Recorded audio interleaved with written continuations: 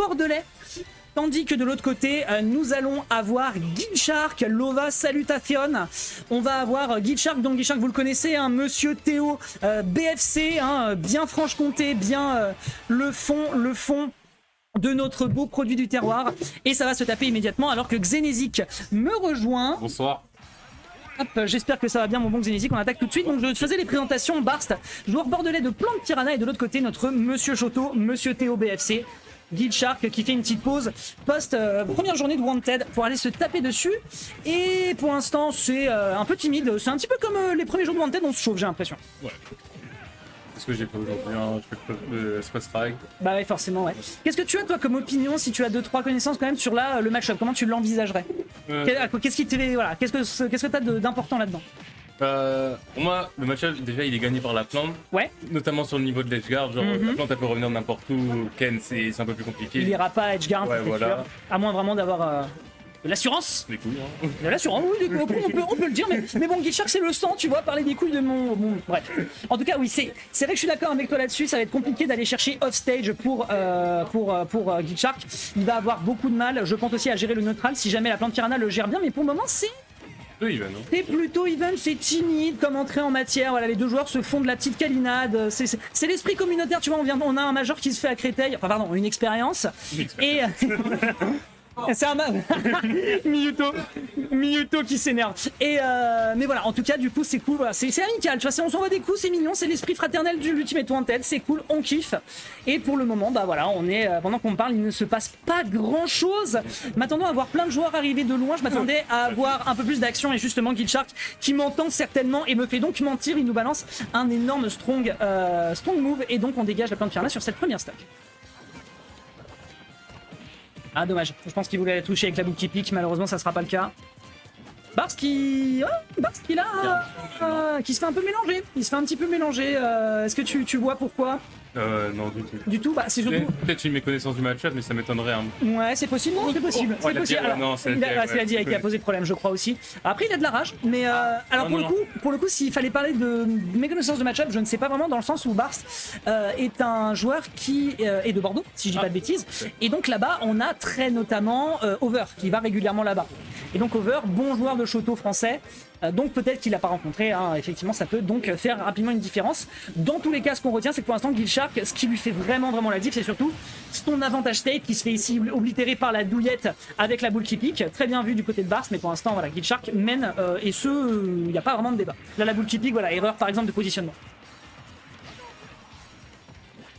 C'est pour jouer un petit peu, hein. Ça cherche à forcer l'approche. Oui, bah oui, ils ont pas le choix. Ils ont pas le choix, puis surtout là, c'est à... En fait, le problème, c'est que c'est à Barth d'y aller. Ouais. Et une plante Piranha qui a envie d'approcher, c'est comme Snake, hein, ils aiment pas ça. C'est rare. Bah, ils aiment pas ça, en tout cas.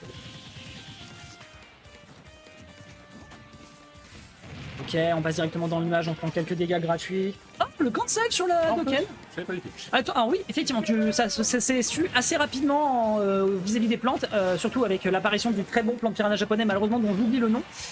Et effectivement, tu peux cancel le move, donc en fait, tu peux faire des baits, surprendre. Ça consiste à lâcher un peu plus rapidement et poser ensuite le stick vers le bas. Enfin, c'est un peu technique et c'est pas ça qui nous intéresse. Et Guildshark n'arrive pas à tuer son adversaire alors que pourtant il le met à 143. Là, il faut aller chercher son confirme. Avec la rage qui plus est, mais bon, il faut le toucher. Et là, la plante Piranha, bah, tu vois, il joue beaucoup plus aggro, un petit peu suis-moi, je te fuis, suis-moi, je te suis. Aïe, aïe, aïe, aïe, aïe. Il a voulu rester on stage. Bon, tant pis. Ce sera donc un premier coup d'envoi en faveur de notre Théo du Sud-Est, qui va donc prendre la première game. Très bien vu ici. On n'oublie pas, bien entendu, hein, que nous sommes en BO3, donc en phase de poule. Et donc, les joueurs, pour l'instant, restent en BO3 jusqu'au top 8. Ah, la star! La star qui arrive! L'amour de mes aïeux! C'est bien. Mais t'as vu ça? On s'y attendait pas, hein? On s'y attendait pas, on est full de chez fou. Ah bah là, tu vas voir, il y a du très beau monde. On a Zekar qui est là. Ouais. En Polochon, vis-à-vis du cinéma, en fait, on a fait la même chose que Kingle la dernière fois. C'est ça. Ne c'est pas Kingle, c'était pas Pou et Polémis. On avait voulu voir pour intervertir éventuellement, mais en vrai, je me dis, je vois après cette game, parce que la dernière fois j'ai refait le bracket, donc je pense que c'est faisable. Ça marche. Alors. On va comparer la game 2 qui s'est lancée. Et donc au choix sur l'Ailat, est-ce que tu as un avis particulier là-dessus? Ouais, c'est plus simple pour la plante, genre le niveau de les frappes avec la boule. Ouais, notamment, c'est vrai que la plupart des honneurs vont apprécier ces diagonales pour bien punir. Oh, joli backer, le backer qui est pas évident à toucher avec la plante piranha, hein, ça n'a que 2 frames d'actif, mais c'est un excellent backer. Quand il touche en tout cas. Ah ouais.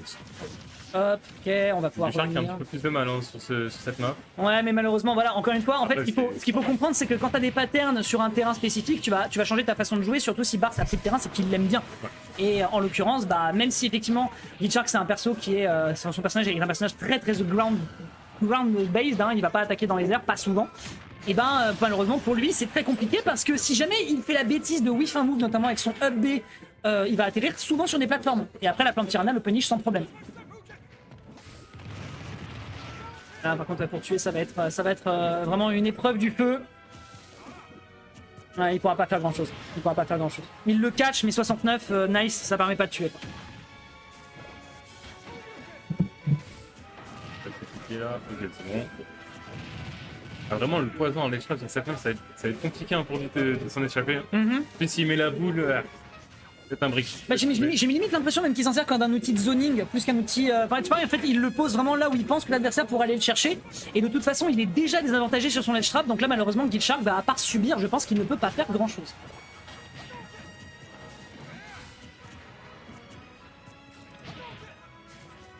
Ouais, là, c'est un exercice compliqué. Hein, on le voit, il arrive plus du tout à aller au contact. Il mentir évidemment immédiatement, mais voilà, ça fonctionne. Ça fait le café, on prend la première stock de son adversaire, mais il est déjà à 112, 127. C'était quasiment une stock de retard. Qu'est-ce qu'il devrait faire là d'après toi pour réussir à avoir une bonne phase d'avantage? Il faut absolument qu'il tabasse. Ah oui, c'est ça. C'est ça, sauf que Rushdown a un zoneur. Bonne chance. Voilà, c'est malheureusement compliqué, d'autant plus qu'il a besoin d'être au contact parce qu'il a pas de disjoint et la plante piranha est extrêmement bas dans le mid-range. Donc au résultat, toutes les phases où il sort de burst range, il sait qu'il peut se faire punir. Donc c'est vraiment pas évident. Et on le voit d'ailleurs, il n'a plus qu'une stock et Barst a encore de quoi s'amuser sur le terrain. Ok, très bien. Bon, 100% la boule. 17 à peu près, ouais, 17-18. Ouais. Avec la rage, ça a tapé un peu plus vite. Ok, petit cancel, en plus il l'a bien delay, ça fait qu'on a eu un release, un release shield de la part de Monsieur Barst, team TRS, on le rappelle, un joueur de Bordeaux qui se fait donc bien surprendre ici. Ok, bien vu, un petit strong jab, la boule piranha, la boule qui pique qui ne fera pas ses horreurs, mais par contre il le gratouille et il arrive à faire exactement l'inverse de la game précédente. Voilà, voilà, qu'est-ce que je disais? Voilà, Guichard qui pour le coup fait un cas d'école ici. Il aurait tué, mais faire ce risque-là alors qu'il l'avait pas dans un lock de combo, c'était peut-être pas la meilleure option. Ça ira donc en faveur cette fois-ci de Garst, et donc pour ce premier match, ouais, ça va se tendre, ça va se tendre. Ça va être tendu. J'espère en tout cas que ça va bien de votre côté, hein, que vous appréciez votre Wanted si vous venez du visionnage ou directement sur place. Moi j'y serai demain en freecast si tout va bien. Et voilà, j'espère que vous passez un bon moment. Et pour les personnes qui n'y sont pas et qui viennent juste pour regarder le tournoi, écoutez, venez donc, posez-vous, kiffez-vous, kiffez et Tu vas caster le tranquille. 2v2 Pardon? Tu vas caster le 2v2 Oui, et puis aussi le singles si jamais il y a encore du freecast qui se fait à ce moment-là. Bah oui, c'est normal, on donne de la force à l'événement, c'est normal. L'année dernière, j'avais pas eu l'occasion, là on se fait plaisir. On profite. J'ai pas vu le code map par contre. Alors, j'ai pas eu le temps de regarder non plus. On va voir après, encore une fois, Guichard qu'il a besoin d'avoir une absence de plateforme. Évidemment, je suppose que Destination Finale a été bannie. Si jamais Barst a laissé Destination Finale, c'est vraiment qu'il a une confiance de fou. Voilà, on partira sur de la triplate. C'est une bonne map, ça lui permet de tuer très souvent sur les plateformes. Exactement. Et surtout, ça lui permet, contrairement à Lylat, d'avoir, voilà, si jamais il se plante avec... il se plante. Lol, elle est bonne. Si jamais il se plante avec son B, au moins il prend moins de risques en atterrissant sur la plateforme. Peut-être le smash de plante qui peut toucher... le down B. Le down B peut, pas le up smash. Okay. C'est le down smash. Hein, elle ne peut pas down smash et choisir la direction. Ce serait fumé comme pas permis. Ok, bien joué. Pour l'instant, on a des bonnes petites mises. On a de bons petits démarrages qui sont proposés de la part des deux joueurs, mais ça se respecte plus. Les deux joueurs ont un peu compris les habitudes de l'adversaire, je pense. Bon, là, très bonne situation en bordelette de la part de Guichard qui nous fait des classiques du personnage.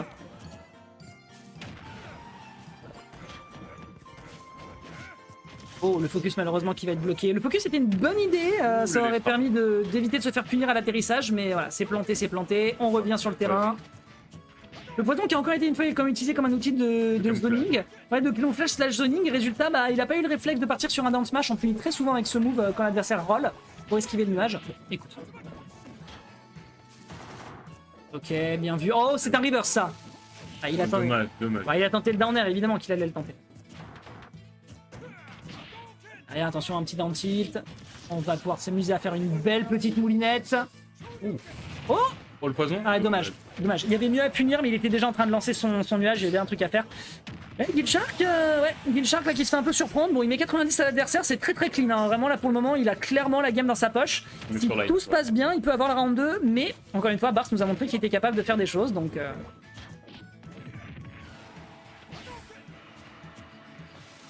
Le poison qui empêche d'aller d'edgeguard là. Et de toute façon, Guildshark ne va pas s'amuser à edgeguard. Ouais, c'est risqué. C'est trop risqué avec les Shotos. C'est trop risqué. On se rappelle tous, je sais plus quel joueur des Shotos s'était planté comme ça avec un edgeguard, il était tombé comme une. Je crois que c'était un gros joueur en plus. Oh. Alors, la Super Armor qui s'est fait bloquer, je crois qu'il a pris plus de dégâts que sa Super Armor ne pouvait encaisser. Non, il y avait 2 coups sur le up smash. Ah, c'est pas le up smash, c'était le down B. C'est down B. C'était le down B.